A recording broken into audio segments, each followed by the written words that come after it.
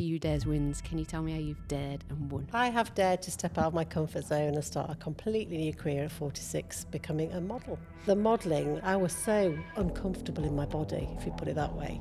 Right up until my 40s, really, I really struggled with body confidence. I started travelling. I'd got divorced. I'd been with my first husband since I was 16. Wow. So, and I was 40 when I got divorced. That's a long time of your adult life to be with somebody else and not really know who you are. So I think I probably spent the next 10 years working out, okay, what do I like? What do I want to do? Who am I? Really broadened my horizons. And the more I said yes to stuff, the less I was worrying about what my body looked like. And I was somebody that would weigh myself every single day, Michelle, and literally that would dictate the mood of my day. I feel like I have become, and I'm still becoming, the person that I always knew I could be. So I never imagined that, within the first year I was modelling swimwear in the Bahamas alongside Ashley Graham and Lizzo. I think I started saying yes to life more. Hello and welcome to the She Who Dares Wins podcast, and my guest today is Rachel. Welcome. Thank you so much for having me. I'm excited today. Awesome. All right, same question that everyone gets. She Who Dares Wins. Can you tell me how you've dared and won? I have dared to step out of my comfort zone and start a completely new career at 46, becoming a model. Amazing. All right, so pre-46, what was life like? Very different. At 40, I got divorced, and before that, I hadn't really had a career. I'd done lots of retail work, retail management. It paid the bills, but it was nothing that I was passionate about. And then at 40, I started working in early years education because I had 3 young children. It fit in with school holidays. It was something that just worked for me. But I wanted more than that, so I went to university, which I didn't do when I was 18. So I finally got my degree. So I did a degree in education studies and thought that I would be doing early years teaching. Now I thought that's what my next career was going to be. And it would have been. I really enjoyed it. And I loved that whole process of learning something new. So it opened up lots of new doors for me, I guess, and broadened my horizons. But then my eldest daughter suffered with acute anxiety and ended up being homeschooled, which meant that I had to take a step back from my career again. I was back at home. Okay. And it was during that time that a friend kindly volunteered me to do some modelling for the Ilkley Macmillan fashion show, which is where I lived at the time. Never done anything like that before, but it actually came at a really good time for me because I'd had this high of being to university and getting my confidence back as, in my 40s and getting my degree. I was on a high then, but then I had to take that step back. Being at home really knocked my confidence and my self-esteem. So it came at a time when I just needed that boost. So stepping on the catwalk was exactly what I needed, and it was an amazing experience. I loved it. Immediately came off wanting to go again. Oh, you got the bug? I got the bug straight away, yeah. Didn't do anything about it. Continued to volunteer every year. Did it for about 6 years in a row. Always looked forward to doing it. Always came away on a high. And then a couple of professional models that were involved were really supportive and saying, Rachel, you seem to be really natural at this. Have you thought about doing it? Luckily, by then, my eldest was on the road to recovery. She was in a really good space. My younger children were more independent.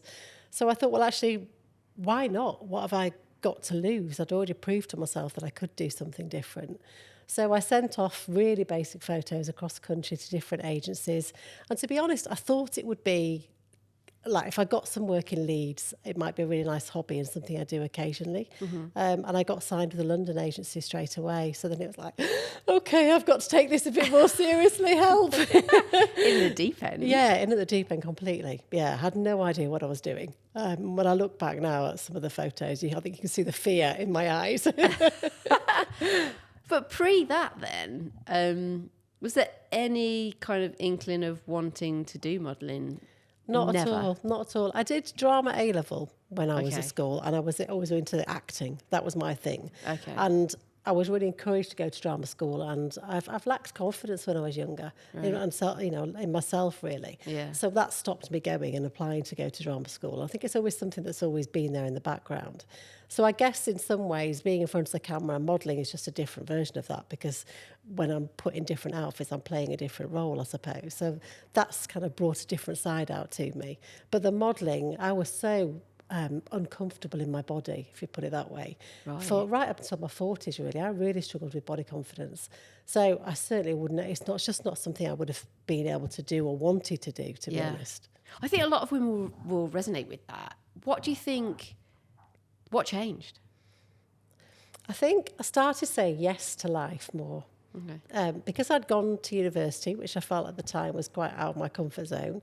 And then I started travelling. I'd got divorced, so I'd been with my first husband since I was 16. Wow. So, and I was 40 when I got divorced. So that's a long time of your adult life to be with somebody else and not really know who you are, because you Yeah. do get wrapped up in each other's personalities. So I think I probably spent the next 10 years working out, okay, what do I like? What do I want to do? Who am I? And part of that was saying yes to new things. So travelling more. I went to Uganda, volunteered in orphanages. I went to India, really broadened my horizons. And the more I said yes to stuff, the less I was worrying about what my body looked like. And, I was somebody that would weigh myself every single day, Michelle, and literally that would dictate the mood of my day. And now I don't have scales in the house. I've completely stopped that, thank God, because what a waste of time and energy that is. Yeah. So I think it was just saying yes to stuff and realising that actually there's so much more to me and to life than worrying about what dress size I was. It's crazy, isn't it, how things can consume you for so long and you don't see another world that can exist, or you don't really find yourself. I think it's quite common, actually. I think a few of the guests that I've had on get to a certain point and there's not so much one life turning point, is there? It's those small little steps, like you say, you went to university and then, broadened horizons by going travelling. Do you ever think, what if I hadn't have done all that? Where you'd kind of be? Yeah, I'd still be plodding along, probably quite happy, but lacking something inside me. I feel like, and this is a cliche, and I know lots of older women say it, I feel like I have become, and I'm still becoming, the person that I always knew I could be, but never dared let out. Yeah. And now she's here, and you can't put her back in that box. Yeah. I always want to break down, like, why is this? Why do? And I think it's mainly down to confidence. And the older I get, the more I feel like, and the more women I feel within my age group plus, have more of a sense of self, and with that then comes the confidence. Yeah.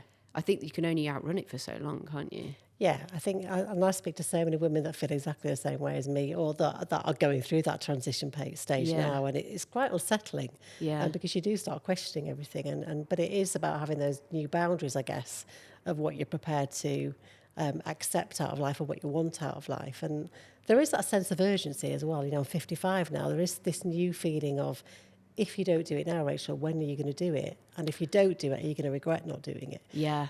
And that drives me a lot. What do you think? Because obviously you're a mum to 3. Yeah. I'm conscious now. I've got 2 little ones.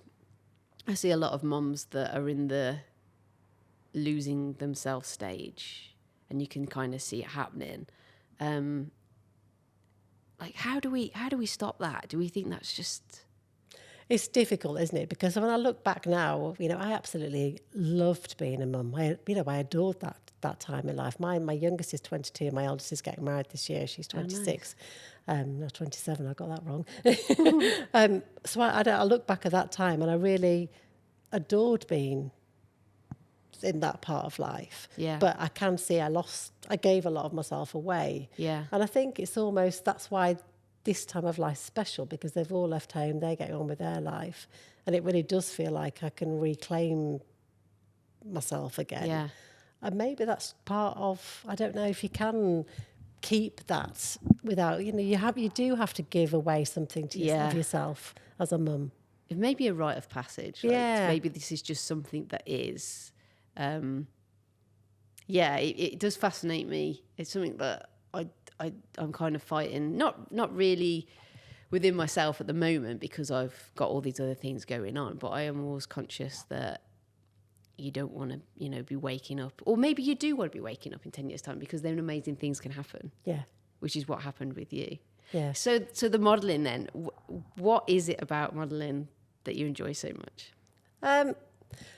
For me, I've always loved fashion. When I was back at school in the really early years, I used to be the one that was in the dressing up box for hours, and you wouldn't, I'd be the one that was told you've got to get out now, somebody else wants to have a go. So I think that's always been that side of, I like expressing my personality through my clothes. And I like being able to represent my age group. It's something that I've become really passionate about. when I started modelling, I thought it would be that kind of QVC lifestyle type work for my age group. All right, That's what I imagined it to selling. be. That's what I imagined that I would be doing. So I never imagined that, you know, within the first year I was modelling swimwear in the Bahamas alongside Ashley Graham and Lizzo. I never imagined at 47 that I would, A, have had the courage to do it, B, I would even been asked or wanted, you know, they would want an older woman. But the response I got from other women my age when I came back from that trip was amazing, because it was like, I recognise that body shape. I recognise a woman my age. Thank you for doing that. That's what I love about modelling. I love being able to show up for my age group, because we're so underrepresented. So more than the fact that I do feel comfortable in front of the camera, it's more about what that represents. So it's given you a purpose of not just it's so much more than just modelling the clothes. It's being able to, like you say, represent those that are underrepresented. That's what drives me. That's what I love about it. And do you have messages from women that have potentially like tried or even just, I guess, got confidence to wear clothes that they didn't want to wear? Yeah, and it's, you know, I show up on social media a lot you know, I did an event yesterday and somebody said, oh, it's nice to see you with your clothes on. Because I do show up a lot on social media, or, you know, my bra and knickers or swimwear. Yeah. And that can make you feel quite vulnerable sometimes. It can be quite a scary place on social media. But then when I get a message from a woman that said, oh, I wore a swimsuit at the beach today and I didn't worry about it, and it's because I've been following you, that makes it worth it. That's why I do it for. Yeah. I've always said, if one woman leaves a conversation with me or sees something that's made them feel that they can be kinder to their bodies, then that's why we do it. Yeah. Do you think brands are to blame for this? Like, do you think that there are women that are willing to step up and do what you've done, but traditionally in the past it's been the size 6, 20, you know, 20 plus model, and now actually people, I don't know if social media's changed this, but I feel like people want to see real people now. Yeah, I think social media's had a big part to play in that, because actually the brands still aren't representing us. I've done a post this morning about swimwear brands just not representing older women. My feed is full of swimwear brands at the moment, all modelled on 20-year-olds. You know, I can't relate to that. I didn't look like that in my 20s, never mind at 50. I know. You know. It's so unrealistic. So, but I think the good thing about social media is your everyday woman can post something that inspires somebody else that they don't know, that might be watching. And so they're taking matters into their own hands, really, and showing the brands that we want, you know, we deserve to be represented. Yeah. But there is still this massive delay in brands not coming forward and stepping up. There's a lot of tokenism. They'll maybe use older models once to tick that box, and then we're not seen on the website or on any e-com or any marketing. So I do think they have got a responsibility to. Yeah. It's madness though, isn't it? Because I bet if you put down, like, all women are buying. Yeah. We don't stop buying. In fact, I'd say we're more conscientious buyers when the older we are. Yeah. And we probably spend more money on clothes than those in the 20s. So it doesn't make really any sense. I think it's stuck in this archaic view of this is what people want to see. Yeah. And actually, it's so outdated, isn't it? I mean, do you know what the average size in the UK is at the moment? It's still between 14 and 16 is the average size. Yeah, but I don't feel like that's represented. No, not at all. I mean, I'm classed as a plus size model. I'm a size 16. That's crazy. And I'm a plus size. And when you think that's the average, you know, should just be average. It should just be the average. Yeah. And the fact that we have to kind of define women by these numbers as well really frustrates me, because instantly the society kind of divides women. So because thin is very much back in the fashion industry right now. There's a big push for, you know, going back to the noughties really of Really? Yeah, it's really changed. So curve is definitely out of fashion at the moment, because that's what fashion does. The fashion industry decide what shape and body shape is in, which is just ridiculous. And that's one of the downsides to the fashion industry, I think. Because it's the knock-on effect from that as well, isn't it? It's the mental health issues, it's the eating disorders, it's all these things that roll on from just one person's decision or a couple of people's decision at the top in the industry to say this is in this year. Yeah, absolutely. I did a survey with 200 women over the age of 40 and asked them to score themselves out of 10, how they were feeling body confident-wise, and 62% scored 5 or below. And you know what, that's why representation matters, because if we can't see people that we can relate to, we're always comparing ourselves to something that we're just unobtainable. How does that leave you feeling mentally? It's draining. Yeah, it's crazy. Yeah, it's not. It's worrying thinking about that. But when you started, say on that shoot that you had, which sounds amazing location, you weren't in Leeds, No. so that went That out was a plus. yeah, that went out the window. How did you? What was going through your mind? Because there will be a lot of women out there that want to take these big leaps, and they just are overcome with emotion on like, what if it happens? Then I don't know. That kind of imposter syndrome. Oh, huge. That was really, I was terrified. You were? My husband I flew from Heathrow Airport. My husband came down with me, and I'm not joking, I was in tears in the toilet at Heathrow. Didn't want to go. And he had to really cajole me and push me on that plane. Because I don't think at that time I'd done a lot of travelling on my own. Okay. And I was flying there on my own, so that terrified me. Yeah. Then it was a thought of, what if I get there and they've realised, because they booked me by looking at photos, they'd never met me in person. So I'd convinced myself that I'd turn up and they'd be like, why have we booked this woman? Who is she? It really threw me. And it took me a couple of days to settle down and felt like I'd earned my place there. And I don't think you ever get over that. I still feel like every time I step out of my comfort zone, I feel those nerves and those anxieties and those questioning. But you've just got to keep pushing forward, and the more you do it, the easier it becomes.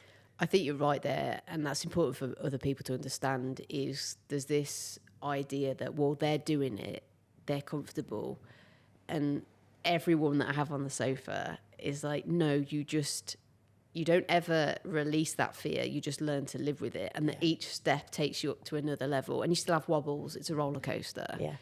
Because I think people from the outside will see, even posting on social media, they'll be like, oh, but you're so comfortable on camera. Yeah. I get the same questions, you're so comfortable. And I'm like, yeah, you still have the imposter syndrome. Like, am I the right person for this job? Are people relating to me? Yeah. So, yeah, I can appreciate your honesty with that. What's been the highlight then of your new era? I think, Joe, it's the people I've met. Okay. I think, I get to work with so many different people. From all walks of life. And I just find, I'm a bit like you, I just love hearing people's stories, and I'm inspired by all these different stories. So I think it's opened me up to a whole new world of different people and different stories, and that has a knock-on effect, because you listen to somebody, you think, oh, okay, they did this. Maybe I could try doing something different. Maybe I never want to stop learning from people, I think. And that's what this job has given me, the opportunity to keep learning and keep growing. Nice. And what do you see for the future? I've got lots of exciting things planned. I've made some amazing friends. So I'm part of a group called Find Your Midlife Magic. So 4 of us do events where we get midlife women together once a year for a big event. There's 150 women, and I love that because it's just such a community. It's brilliant. I'm doing another campaign with another lady this month, actually, where we're getting women together on Scarborough Beach in their swimwear to celebrate women over 40 at the beach. And my next project is, I'm going to say this for the first time out loud, I'm going to create my own swimwear brand. Oh, I've been thinking about doing it for years, and I talk so much about the lack of representation. I thought, well, how can I make a real difference?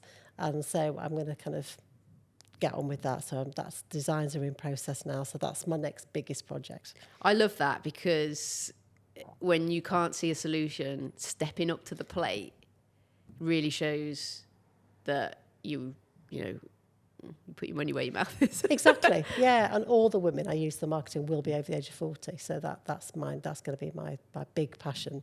And it just fits in. So it's so aligned with who I am and what I'm about that it makes sense. It makes complete sense. So I'm very excited about that. I want to talk to you about the events. You're obviously getting to meet lots of women that are kind of in this midlife. What fascinates you most about what people talk about? I think it's that we've all got so much in common, and we just don't share these conversations enough. And I think the more we do share, the more we can help each other. And I think we need that, because it's a real transition period of time, of life. And lots of us have got, my mum's elderly, she's 80, she's really not very well. So I'm in that kind of sandwich generation where I've still got to kind of keep an eye on the kids and make sure they're all right. My daughter's getting married, but equally I'm trying to have this career and then look after my mum. And I speak to so many women that are going through these experiences, and we just don't share it enough. And then add the menopause symptoms on top of that, and the fact that I've been awake since 4 o'clock this morning. We need to have that. And I think there's such strength in other women supporting each other. And I think that's how we can really help each other, by having these conversations. Do you think it comes down to vulnerability and being open.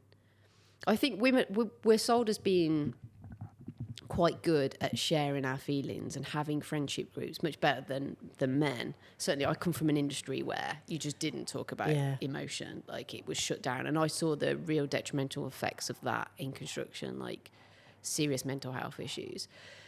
We're always seen as, women can share and they have friends and they talk, but I don't think we're actually as vulnerable in friendships in talking about these issues as we could be. Yeah. And that's not every personality. Everyone is different. You've got the oversharers, which I probably am one of. Me too. Yeah, but I feel like it creates a relatability. And I've met so many other women, I guess you might be able to relate to this, that have come up to, I've been a complete stranger to them, and said, you've talked about this, or I'm really glad you've done this because it's made me feel X, Y, Z. And you look at them and you just know that they haven't got a support group to have discussed this. And by you providing that is going to help so many women. Yeah, and I think sometimes it's so much harder to talk to your close friends. And actually quite a lot of these people are going through big transitions in life where actually they maybe can't relate to their old friends. Circles of friends do change at this stage of life as well. So I find it sometimes it's easier for women to talk to strangers or to women that they've not met than it is to their closest friends that they've had for 30, 40 years. Yeah. That's quite interesting. And you're stuck in this kind of rut of what you know. Yeah. And then you open up. And I think a lot of people don't open up their friendship groups later on in life. They stick to what they know. And for me, anyway, doing this podcast and meeting people has expanded my community. Yeah. And I feel like you can only benefit from that. And if you don't benefit from it, you're of an age where you know how to cut off what doesn't serve you. Yes. That does come with age, and just, I think, not putting up with as much shit as you Yeah, exactly. And also caring less about what other people think and other people's judgments. I think Yeah. that's one of the really freeing things that I've really loving. Yeah. Particularly now I'm in my 50s, it seems to have accelerated even more. I'm much better at not worrying about what other people think of me or other people passing judgment on me. I was going to ask you about that, because obviously in the modelling world, there's going to be, you put yourself out there on Instagram. Yeah. Do you still get terrible messages? Like, how do you deal with that? Do you know what? Instagram is actually my safest space. For some reason, the women on Instagram are very different to Facebook. Oh, Facebook. I don't know why. Yeah, it's bizarre. Is that the dark place then? It is. Yeah, I've had my fair share of trolling and unpleasant comments, and they're usually from other women, which I think is really sad. And it's always on Facebook. Yeah, crazy. And I think it comes from a place of insecurity there, Massively. Yeah, which I think is sad. And I think if you can see it for what it is, it does. I'm quite thick-skinned, so it doesn't. It doesn't bother me. Yeah. I think there's only been one time when I ended up taking a post down because it was just getting out of control, and I just thought, actually, I don't want to give them the opportunity to keep doing this. Yeah. And it was I'd worn because part of my job is I have to showcase different outfits, and I'd worn like a bra croplet top with some trousers and a blazer. So God forbid you could see a bit of my boobs and you could see a little bit of my midriff. It wasn't out there outfit, it was just something that I'd, wear on an evening out.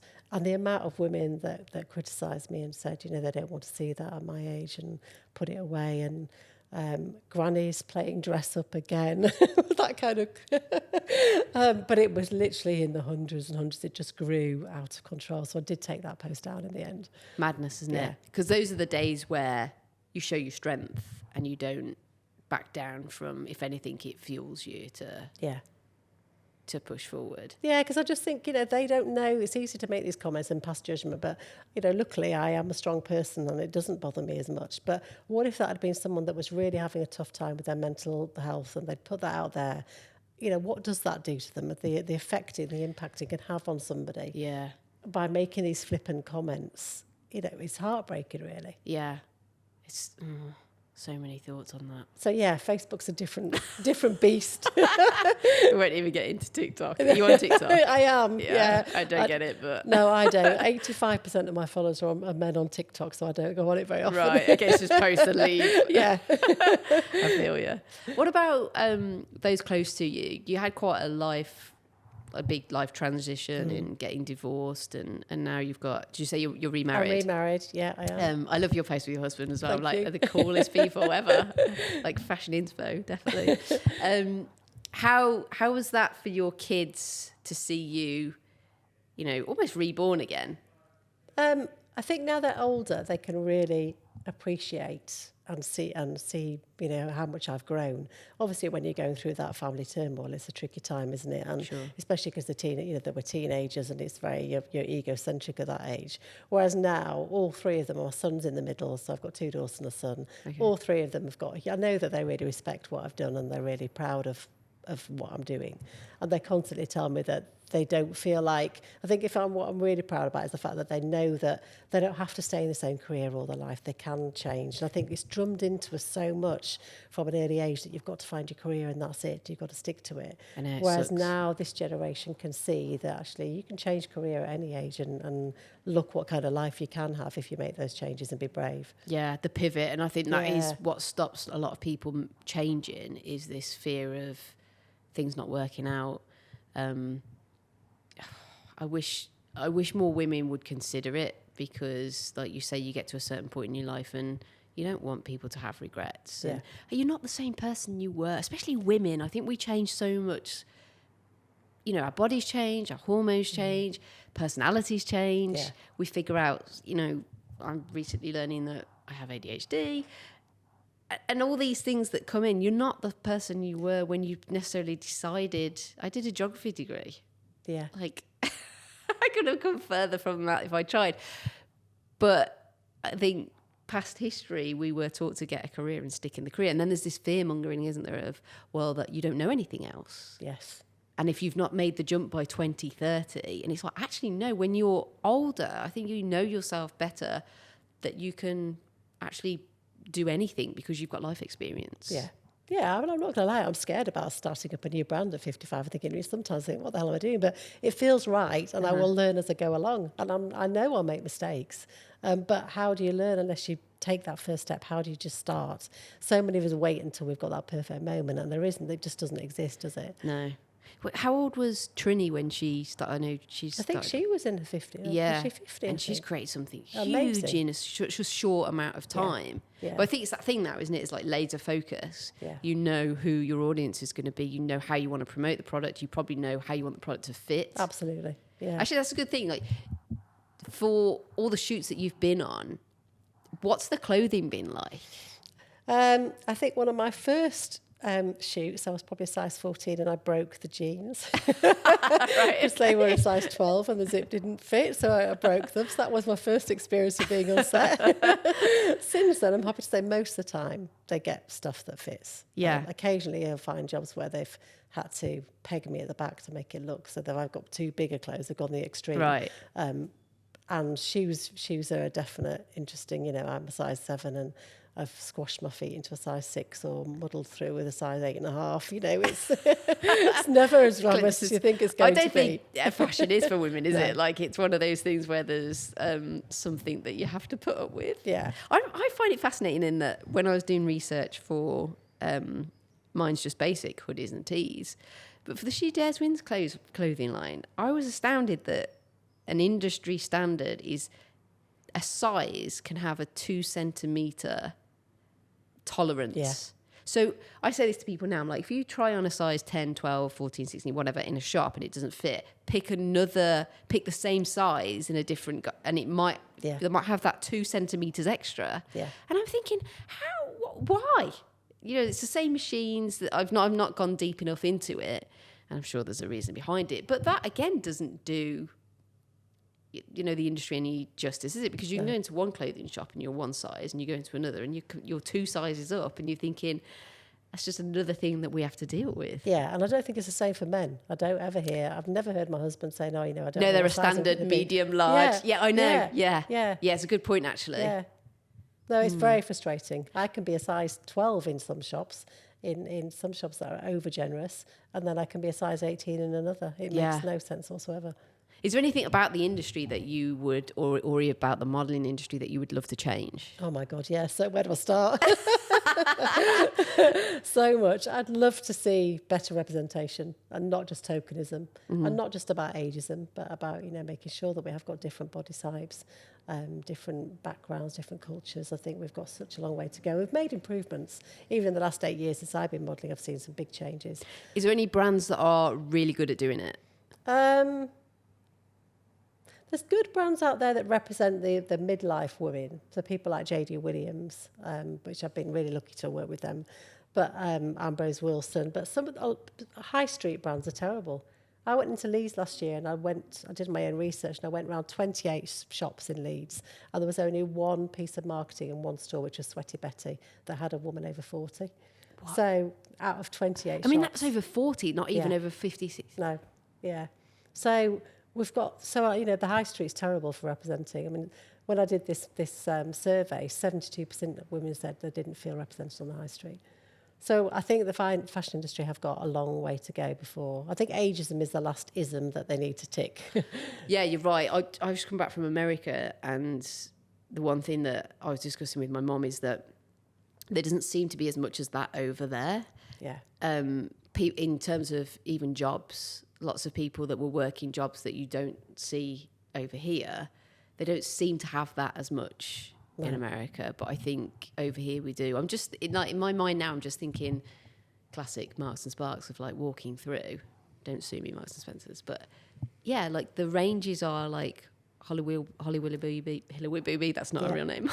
You know what I mean? I've said that so many times I can't say a real name, which is great, but you don't really see anyone. Yeah. If you go into somewhere like Marks and Spencers, it's a great example. You will go in and every day I go in there, there'll be women my age shopping. It's predominantly 40 plus. And if you look at any of the marketing, apart from maybe one celebrity that has done a range with them, the rest are all in the 30s. Yeah. So yeah, there's a lot of change.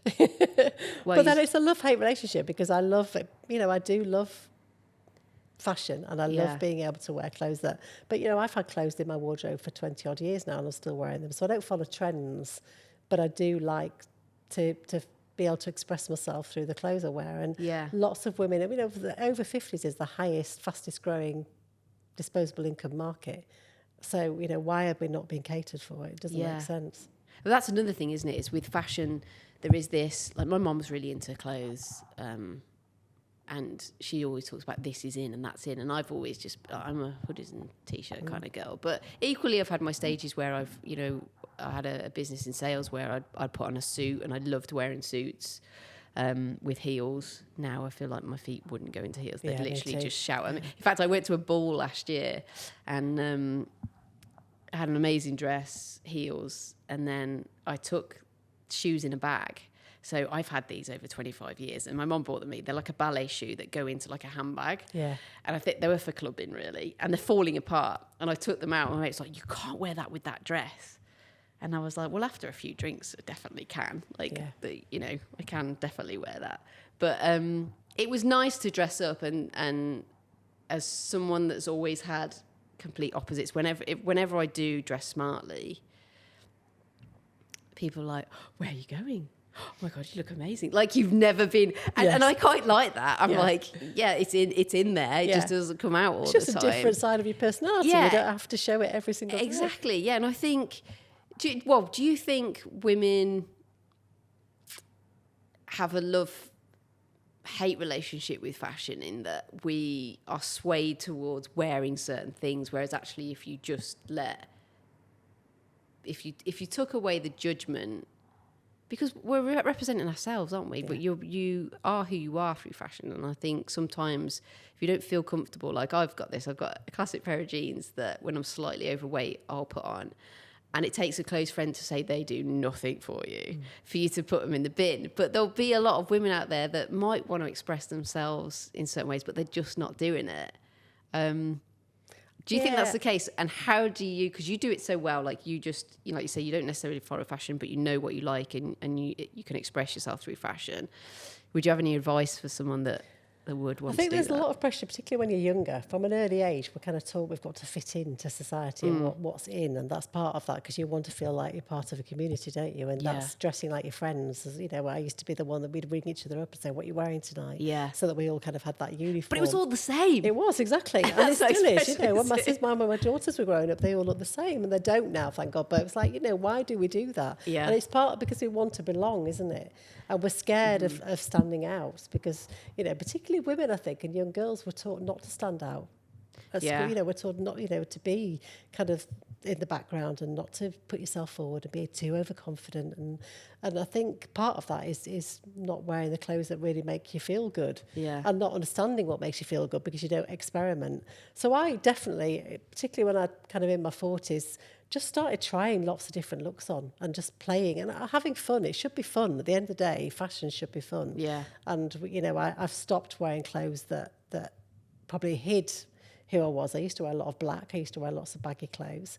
And I think I've just learned to dress to please myself now. And I've got clothes in my wardrobe that I know my husband hates, but I love wearing them and I'm not going to stop. Yeah. Whereas I probably, when I was younger, I would have thrown it away or given it to charity. So I think it is, don't be scared to try different looks. Just have fun with it. Get back to that dressing up when you were at play school and you were dressing up in the box and trying lots of different things.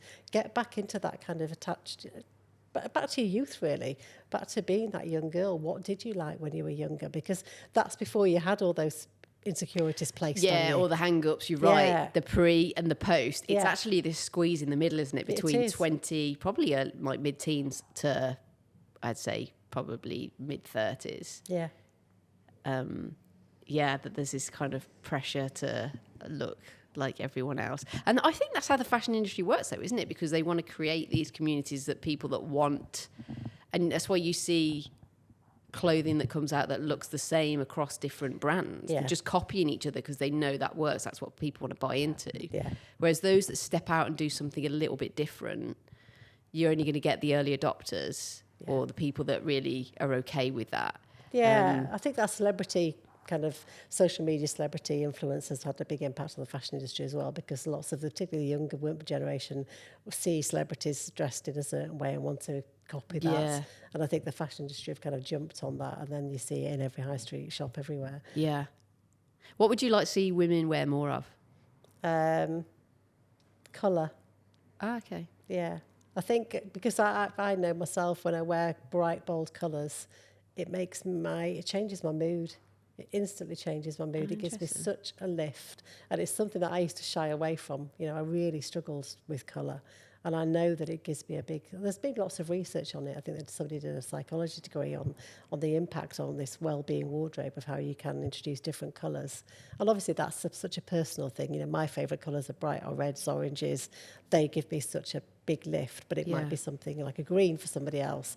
But it can have a mental impact. It can have a real So there's a positive psychology in colour, and then obviously feeling better about yourself. And then there's obviously fit that goes into that as well as knowing. It's fascinating. Yeah, I going back to being judged and what people say, like I've always loved, I think there was an original picture of me wearing a hat. I'm probably going to go back like 6 years ago. I bought this hat from Jackson Hole, and I've always loved the cowgirl kind of vibe. And I don't wear it as much now because I wear headphones on the podcast, but it was always my thing. And yet when I put it on and I meet people that don't know that I wear hats, there's a real thing about it. And I'm like, this is just a hat. If this is just a hat, then what are people saying when someone wears something slightly outlandish or different from anyone else? Like, in fact, it was last week someone said, I was getting served in a shop, and this lady said, "What's with the hat?" Really? And I was like, this is how the conversation went. I went, it's because it really took me on. It's hard for me for someone to knock me off my just knowing how to talk. And I was like, it's Australian. I don't know why I felt compelled to tell her it was Australian. And she was like, oh, are you Australian then? And I was like, no. She's like, well, what's the... And then I went, well, it's kind of like, it's my branding. It's my like persona for the brand. Well, what brand is it? And I was just like, what am I doing? Why am I having to a complete stranger? And some people are great. They're like, oh, I love the hat because, you know, a lot of Australians wear similar hats. A lot of Americans wear some, if you're in Texas, whatever. But here, you know, we're in Leeds. It's not necessarily cowboy country. But it did get me thinking. I was like, yeah, if that's just a hat, like what do people have to say about somebody who might wear, you know, brightly coloured trainers or... Yeah. And this is where it goes into the ageist as well. Like I fight a little bit with my mum over this. She's like, oh, those are teenager trainers that you wear. And I'm like, well, who said that? Yeah, exactly. Yeah. Like... Yeah, we're so keen to put each other in boxes, aren't we, for different times of life and different styles. And that whole thing about it, people assume that you're getting dressed in the morning to please other people. It's that people-pleasing thing, isn't it? I talk about this a lot in my body confidence talks, which I do in my bra and knickers, by the way, because I just think it's what a great way to break down the stigma, to just show up being vulnerable and kind of... Because people, when you say that you're a model, they're like, oh, yeah, okay, right. But actually, you know, I'm a size 16, I'm curvy, I don't exercise as much as I should do, probably, but I want to keep it real, so that's why I do that. But part of my conversation is the fact that, you know, we shouldn't be looking in our wardrobe and thinking, okay, what will these group of strangers think of my outfit today? It should be completely about connecting with your body, how it makes you feel, and if it makes you feel good, wear it. And that's all that matters, actually. And why do we all think, you know, I've had so many conversations with people that say, oh, you know, I didn't like such and such in that outfit. I'm like, well, it really doesn't, it's none of your business what she's wearing. Why does that matter? It's really none of our business what other people wear, is it? It's just... So do we dress for other people? I think we're taught from a very young age. You know, one of my stories to share is like when we were kind of I was probably about 7 or 8, our neighbours made me and my sister, who's 5 years older than me, matching tartan long maxi dresses in the 70s. And that was our Christmas outfit. Right. And we both hated them. I mean, my sister by then would have been 11, so she definitely hated hers.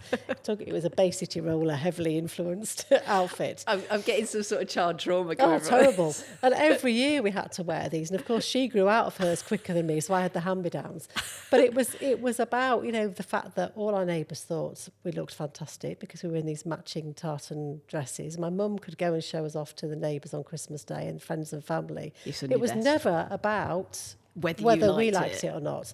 So subconsciously, and it's not my mum's fault, that's just handed down from generation to generation. Yeah. But subconsciously, that message carries forward then that, you know, we are fundamentally dressing to please other people. And actually, it should be first and foremost connecting with you and your body and how it makes you feel, rather than worrying about what anybody else thinks. I love this because this is really tapping into, it's the start of your day, isn't it? If you go out of the house and you haven't just thrown on the usuals and you've put yourself together, it has a huge impact on how you hold yourself, how you live life, probably some of the choices you make that day. I'm intrigued. What's the biggest problem women have when they come to you with body confidence issues? And then what's your, you don't have to give me all the secret sauce, but what's your biggest, like, piece, like, if you could just give one piece of advice to someone, what would that be? I think it's that so many women struggle with comparing themselves to other people. And I think that's one of the downsides to social media. Yeah. That they get it into their heads that they're not good enough and that their body's not good enough as it is. And I accept that, obviously, you know, lots of people want to change their bodies for health reasons and they need to be the best version of themselves they can be. But in my experience, no change comes from self-loathing. So you've got to get to a place where you can accept that. Mm-hmm. And I think so many people look at other women and think they've got all their lives together and their body looks amazing and they're not ever going to be good enough. And I think that's a really hard mindset to get past. But I think that if I could say anything, it's just start saying yes to life. Don't, because so many people, it holds so many people back. You know, that's one thing that I wasted so many opportunities when I was younger because I was scared to put myself out there, because I was scared of what I'd look like on a tennis court, or, you know, there are lots of things I didn't do now. Wow, just for and that's happening all the time. You know, the survey shows that 36% of those women said it had such a big impact on their daily lives that they didn't participate in activities and try new things. And if you start by saying yes and doing it, the more you do it, then you realise that actually nothing's happened to you, nothing's bad's happened. Yeah, everybody else is getting on with their their own lives. At the beach, for instance, you know, nobody's worrying about what you look like because they're also worried about what they look like. Yeah. They don't have time for that. So it is just being brave and taking that first step and doing it. Yeah. It reminds me, actually, about 2 years ago, I met up with a friend who I hadn't seen for a while. And she's got 2 young daughters. And she said she was at the beach and the little one said, "Why aren't you coming in the water?" And she was like, I don't want to get my swimsuit on. And she said, she doesn't have a lot of confidence in herself. And she said, I just thought, fuck it.